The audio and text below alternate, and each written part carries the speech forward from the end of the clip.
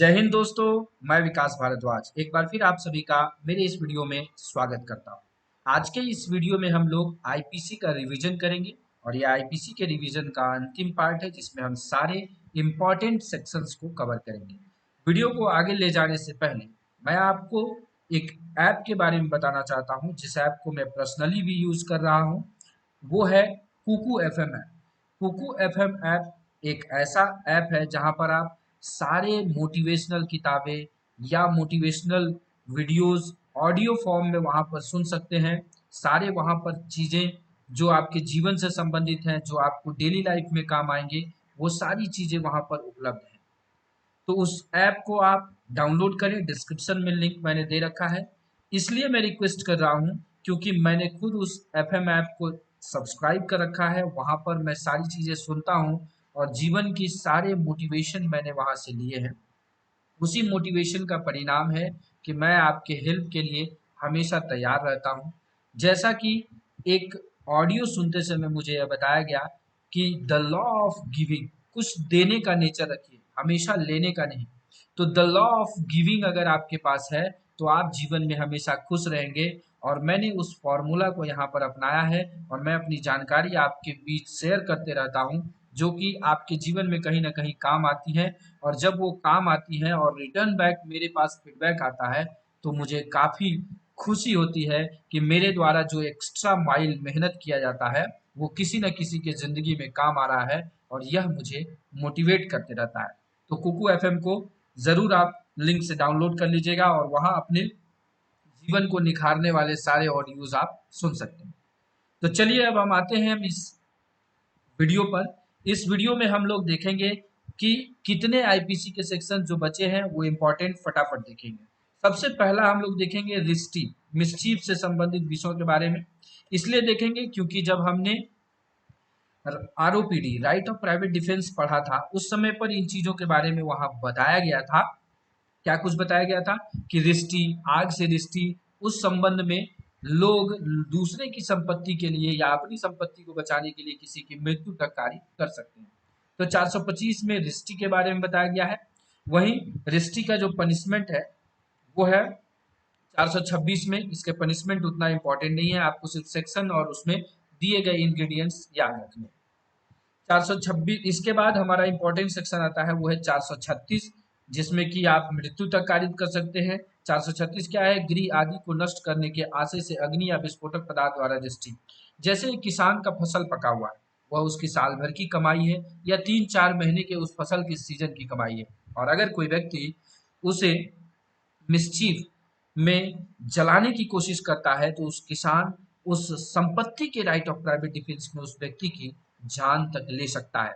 तो ये चीजें 436 है जिसमें यह बताया गया है कि अगर अग्नि या विस्फोट पदार्थ से किसी के गृह आदि को नष्ट करने की कोशिश की जाती है तो उसके लिए पनिशमेंट दिया गया है। और इसमें पनिशमेंट ये क्या कहा गया है?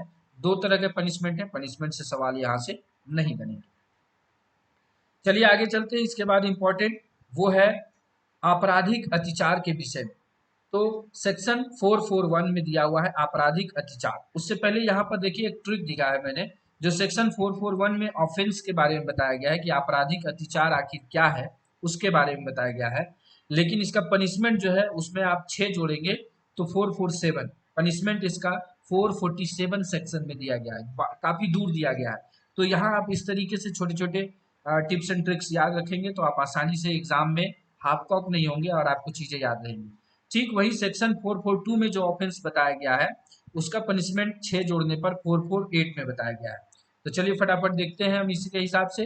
441 में दिया गया है जो कोई संपत्ति, ऐसी संपत्ति में या ऐसी संपत्ति पर जो किसी दूसरे के कब्जे में है, इस आशय से प्रवेश करता है कि वह कोई अपराध करे या किसी व्यक्ति को जिसके कब्जे में ऐसी संपत्ति या वित्रस्त, अपमानित या क्षुब्ध करे, अथवा ऐसी संपत्ति में या ऐसी संपत्ति पर विधि पूर्वक प्रवेश करके वहां विधि विरुद्ध रूप से इस आशय से बना रहता है कि तद द्वारा वह किसी ऐसे व्यक्ति को अभित्रस्त, अपमानित या क्षुब्ध करे, या इस आशय से बना रहता है कि वह कोई अपराध करे, वह आपराधिक अत्याचार करता है और यह कहा जाता है।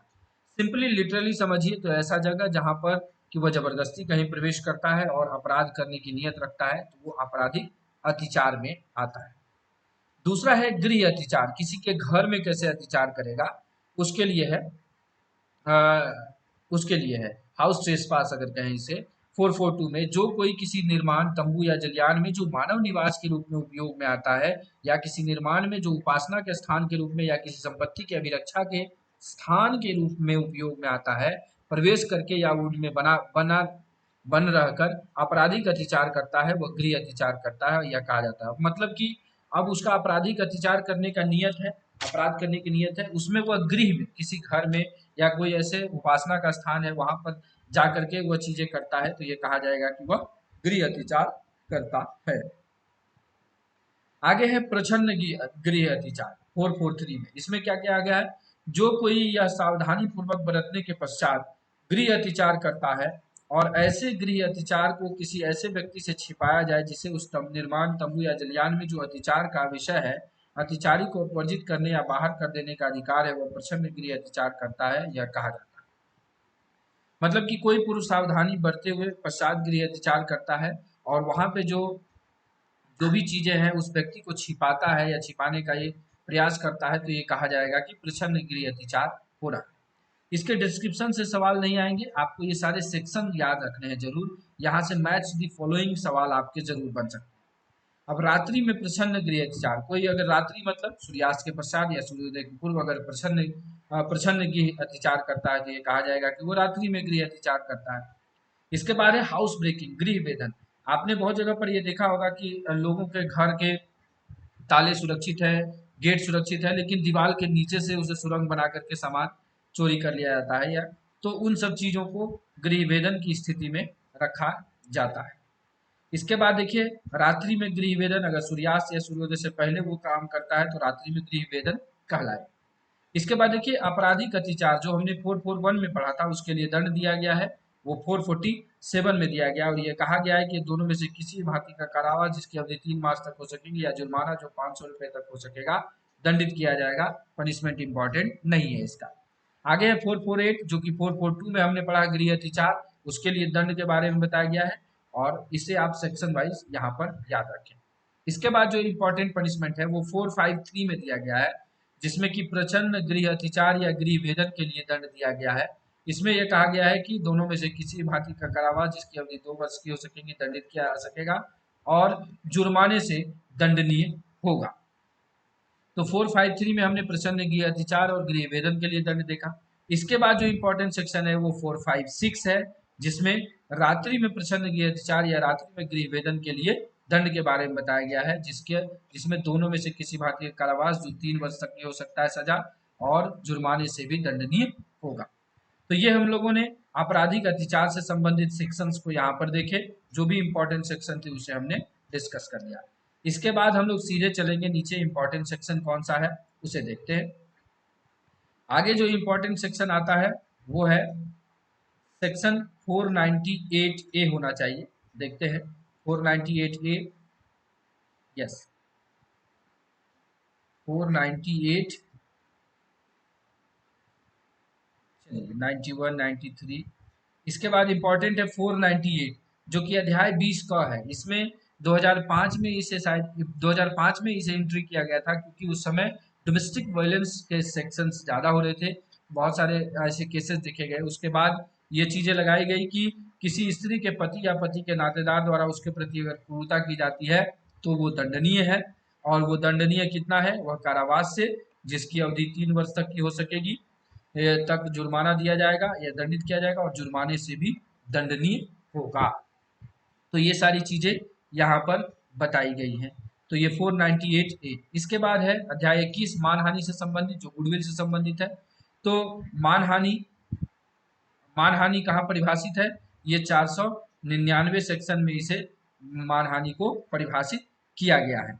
और मानहानि शब्द हमेशा हम लोग बोलचाल में सुनते रहते हैं, इसलिए ये किसी प्रकार से बेइज्जती करना, शब्दों से, संकेतों से, किसी दृश्य से, कोई चित्र बना करके किसी भी तरीके से आपकी गुडविल को कहीं ना कहीं ख्याति को अगर ठेस पहुंचाया जाता है तो ये कहा जाता है कि वह व्यक्ति मानहानि कर रहा है।